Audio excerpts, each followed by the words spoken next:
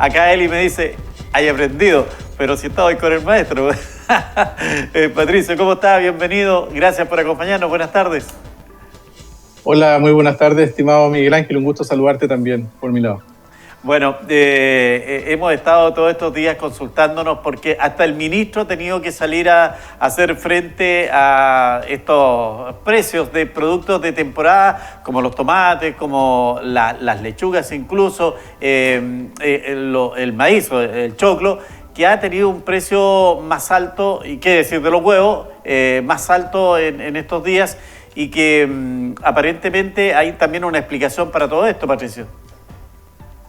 Sí, efectivamente, el alza en general de los alimentos nos ha acompañado por harto tiempo. Nosotros hicimos recientemente un estudio para evaluar la inflación en Chile en los últimos 4 años, 2020 hasta el año 2023, y justamente el rubro, la división de alimentos, es la que ha notado la mayor alza de cerca de un 50%, es decir, en general los alimentos han subido cerca de un 50% en estos últimos 4 años, y dentro de eso, Miguel Ángel, efectivamente destacan las frutas y verduras frescas. De hecho, hay un IPC especial que mide las frutas y verduras frescas y eso ha tenido un alza del 60%. Por lo tanto, lo que perciben las personas, ¿cierto?, en sus casas o en los lugares de venta es real y efectivo. Hemos tenido un alza muy importante de los alimentos en general, pero de manera especial en lo que son las frutas y verduras de temporada por diversas razones, ¿cierto?, que tienen que ver con temas climatológicos, con temas de restricciones de oferta. En el último caso que tú estabas conversando, los choclos, ¿cierto?, que se está viendo que tenemos precios altos todavía, se debe, por ejemplo, a un retraso en la siembra.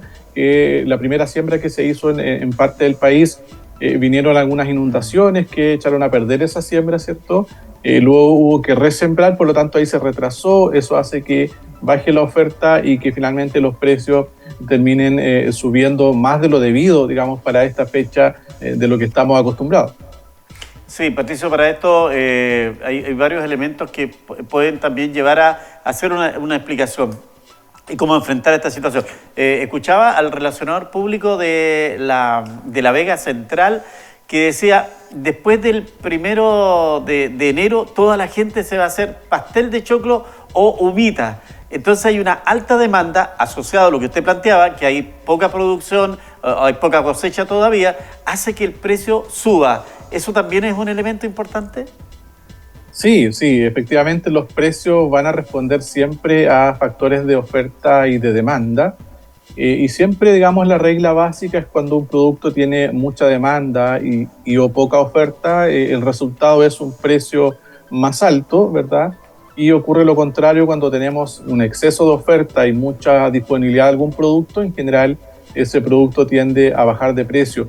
Y los alimentos tienen esa sensibilidad bastante alta respecto a los precios también, porque cuando disminuye un poco la producción y eso se complementa con una alta demanda, como que es lo que estamos viendo en esta temporada, respecto del maíz en especial, el resultado es un precio más alto. Ahora, uno nunca puede ahí dimensionar efectivamente a cuánto corresponde esa alza, ¿cierto?, de los factores objetivos, y siempre está el espacio, ¿verdad? Aunque es difícil comprobarlo, siempre hay un espacio a que se genere un grado de especulación de precios, también entendiendo esta dinámica, es decir, si yo soy productor de algún bien o servicio, y me doy cuenta de que la gente quiere comprar demasiado ese bien y que está escaso, en general la respuesta tiende a ser a elevar los precios.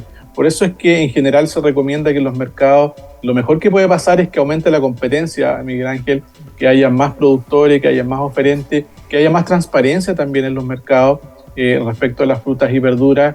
Yo diría que todavía hay mucho espacio para mejorar. Se han construido algunos portales, por ejemplo, lo que se hizo con la bencina, con esta página de bencina en línea, ayuda a que los consumidores puedan ir mirando en qué estación de servicio está más barata y de esa manera puedan premiar a esa estación de servicio. Algo parecido uno pudiera hacer en distintos mercados para que la gente conozca, ¿cierto?, las diferencias de precio y pueda efectivamente premiar y de esa manera incentivar también una mayor competencia de precios entre los productores. Sí, y el ministro decía, por ejemplo, si hay alguna fruta que está alta, compren sandía, porque, y tiene razón, porque una sandía de aproximadamente 5 o 6 kilos está costando 4.000 pesos, 5.000 pesos, y hay para un postre de una familia contundente y que puede alcanzar para 1 o 2 días.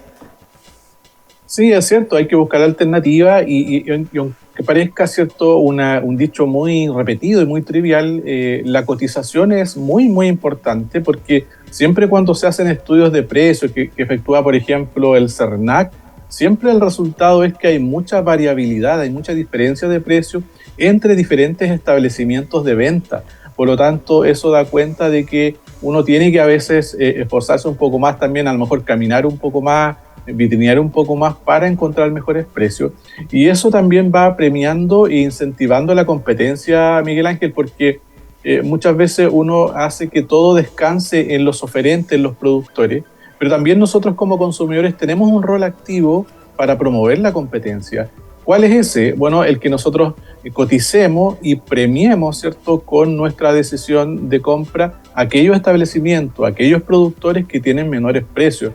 Porque si los productores descubren que los consumidores no cotizan, ¿cierto?, que no se fijan en los precios, que le compran en cualquier parte aunque esté caro, hay muy poco incentivo a que ellos puedan competir bajando los precios también.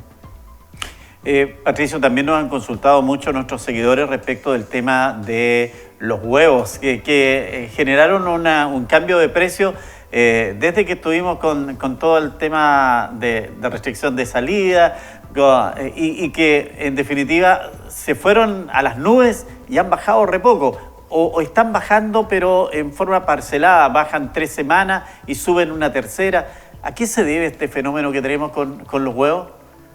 Sí, lo que pasa es que los huevos, así como muchos alimentos, acumularon mucho tiempo de alzas. Entonces, efectivamente, ya yo diría en el tercer trimestre del año 2023 comenzamos a ver algunas bajas de precio en los alimentos, pero claro, todavía eso no es tan perceptible para el consumidor porque es como si algo subiera, no sé, 200 pesos y después baja 50 pesos. Todavía, digamos, el precio está muy alto en comparación a lo que uno estaba acostumbrado. La buena noticia, sí, Miguel Ángel, es que los precios continúan a la baja en general y dentro de ellos los alimentos, pero no va a ser tan rápida esa caída de precios. Y además que empiezan a ocurrir otros elementos. En el caso de los huevos, ¿cierto? Chile tuvo, recordemos, el caso de la gripe aviar que también Así influyó en el alza de ese producto. Pero sí estamos viendo en los últimos meses algunas bajas, pero que faltan todavía, yo diría, más meses para que eso se consolide. Ahora, eso no significa que vayamos a volver, como hemos dicho antes, a precios que a lo mejor veíamos hace algunos años atrás. Los precios en general se van a quedar un poco más altos, pero yo diría que todavía hay margen para que continúen bajando un poco más de lo que hoy día estamos viendo. De hecho, nosotros en los estudios que hemos hecho, para nadie es un misterio, ¿cierto?, que la papa ha sido el producto que más ha subido de precio en los últimos años. Llegó a subir cerca de un 190%. Uno podía encontrar la papa en algún momento a 2.000 pesos el kilo. Hoy día ya, ¿cierto?, eso ha bajado y estamos en torno a 800, por ahí a 1.000, a 700 pesos el kilo, con el recambio de papa nueva también. Entonces, ¿estamos viendo bajas en los precios? Sí, pero va a ser más paulatino porque el alza, repito, que han tenido los alimentos durante los últimos 4 años ha sido muy, muy importante. Entonces, la normalización va a ser un poco más lenta de lo que uno quisiera también. Patricio, lo último, y esto viene por una situación nacional que se está dando, los productores de trigo están preocupados por los valores que se le está pagando por el kilo de trigo en el inicio de las cosechas. Están llamando a que Cotriza, que es el poder comprador del Estado, en definitiva comience a comprar para poder nivelar un poco los valores del cereal. Esto necesariamente podría significar también, sube el trigo, uno va viendo la cadena, sube el trigo, la harina, finalmente el pan, que es el producto final que uno consume, ¿también debería incrementarse? Sí, es probable porque efectivamente están viviendo ahora lo que viven los consumidores en el caso de los productores, ¿cierto?, de trigo, que venden su producto a las compañías molineras, por ejemplo, y ahí el precio a veces está muy bajo, que no les permite a ellos también ser competitivos y cubrir sus costos, por ejemplo.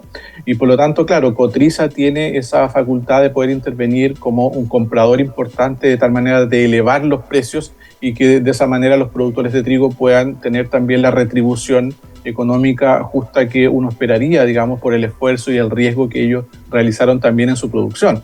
Ahora, siempre y cuando el precio, Miguel Ángel, no suba más allá de los promedios que uno ha tenido en los últimos años en el trigo, uno no debiera esperar un alza después en el pan tan importante. Si lo que está pasando hoy día es que, claro, el precio del trigo está demasiado bajo y por eso están pidiendo también la intervención, ¿cierto?, de Cotriza para que pueda un poco nivelar esa situación.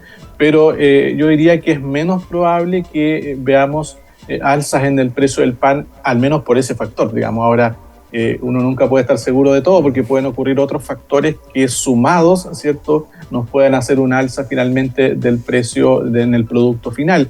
Pero por solamente ese factor yo diría que hay que tener ahí más tranquilidad y cautela porque no debiera influir sobre un alza en el precio final del pan, Miguel Ángel. Entendiendo que el pan es tan sensible, aumenta la energía eléctrica y también repercute en el producto, aumenta el transporte, también repercute en el producto. Entonces, sí, son varios elementos que se dan ahí. Así es, y además lo otro que se suma es que además somos muy buenos para el pan, entonces sí, la demanda es muy insensible también a los precios, porque uno podría decir, bueno, si el pan ha subido demasiado, a lo mejor vamos a dejar de consumirlo, pero los datos muestran que en general el consumo del pan es bastante importante, bastante fuerte dentro del presupuesto de los hogares chilenos. Por lo tanto, eso también muestra que hay una conducta de demanda de parte de los consumidores hacia ese producto, que va más allá, digamos, del alza en los precios. O sea, por ahí nos quejamos un poco del alza del precio del pan, pero la demanda, el consumo, la verdad que no disminuye tanto y quizás pudiera ser, enlazando con la nota que ustedes tenían anteriormente, Miguel Ángel, de vida saludable, podría ser también una oportunidad para ir disminuyendo a lo mejor el consumo del pan y eso también ayudaría a presionar, ¿cierto?, el alza del precio de este producto. Bueno, y hay una cantidad de panaderías hoy día que han aparecido, son inmensas, a lo mejor también eso hace bajar el valor o mantenerlo a fin de que haya más competencia. Así que, bueno, Patricio, lo hemos sacado de su tiempo, le quiero agradecer. Esperamos reencontrarnos en marzo para seguir conversando de economía y de todos estos precios que la gente en definitiva quiere alguna explicación de lo que está pasando. Muchas gracias como siempre. Perfecto. Muchas gracias. Igual muy buena tarde para todos. Que le vaya muy bien.